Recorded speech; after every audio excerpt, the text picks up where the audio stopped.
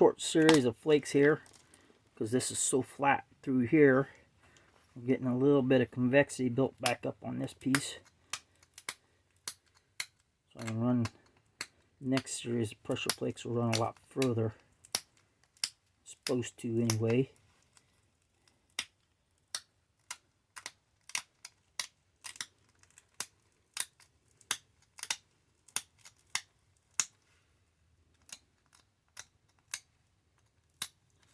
Running this continuous platform.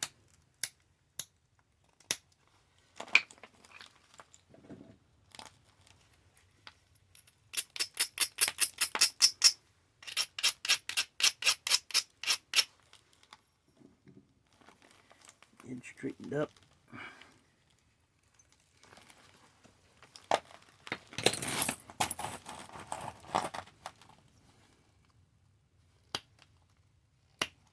Come on. There we go.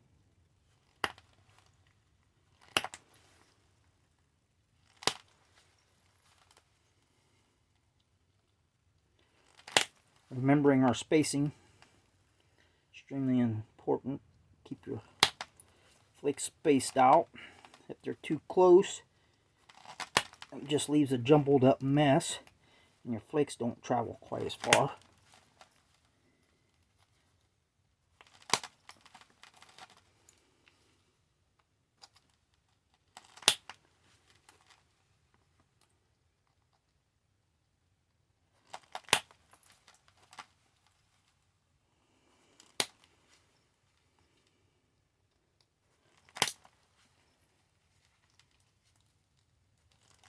Flaking, the spacing is extremely important when you're doing your pressure work.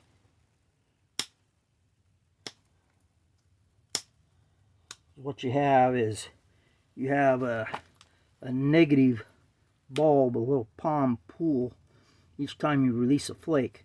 So you got to space it out so you don't come in contact with that next little indentation.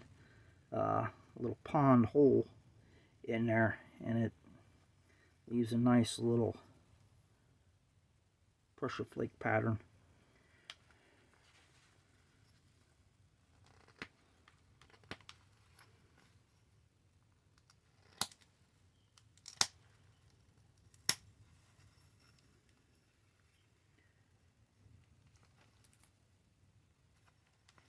Right here, getting pretty well down.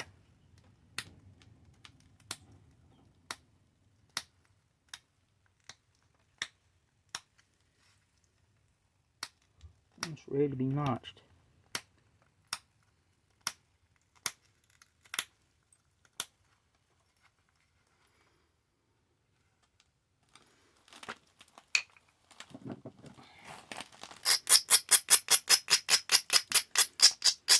I always like to brush down away from the platform,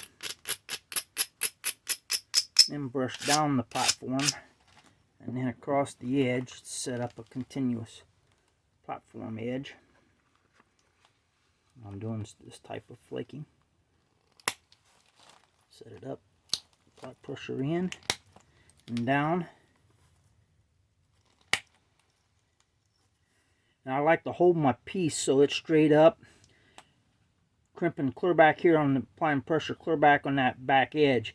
If you're applying pressure clear up in here on the middle, you're applying a bending force in there, and you can snap your piece real easy. So hold it against that back edge, hold it up, apply pressure in and for that back edge.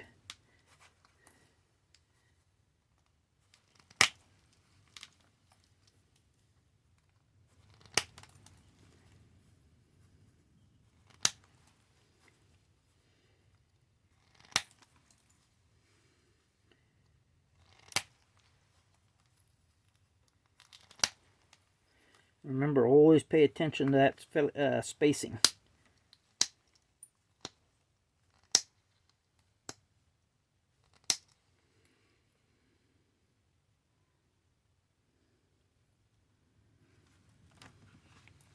One more pass on this face over here, and we should have everything completely covered in a nice series of pressure work, keeping everything nice, flat, uniform.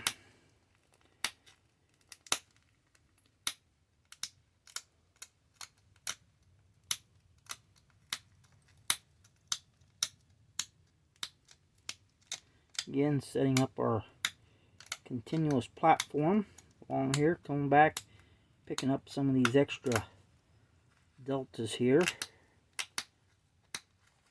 Get a nice even edge.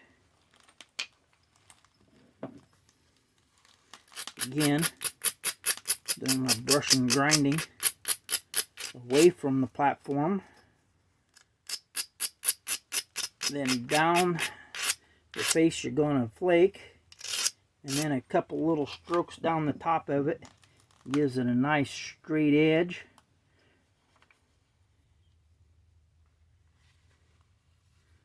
Start up here.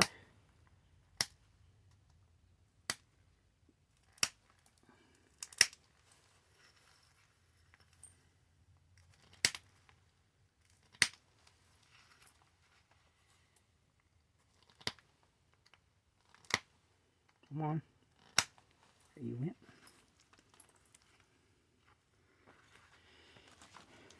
Now, and since we're working so close to this tip and it's so thin up here, I'm not using my pad here. Now that it's getting wider, I'll go to my pad for my spacing and things. And the reason why I use the notch pad is because it's getting wider in here, and that allows these pressure flakes to come out and not come in contact with the palm of my hand and stop the flakes in a hinge. Allows them to come out and feather out real nice. If this piece had nice convexity, you wouldn't have to worry about that pad, because your hand will hold the flake together, and that flake is always wanting to run in that curvature. But when you have pieces that are extremely flat like this and thin, if you hold that in your hand and those flakes are coming off nice and thin, what happens is that flake will break where it comes in contact with your hand, creating a small step or hinge. This way here, everything's allowed to come off naturally and allowed to run and just feather out into nowhere.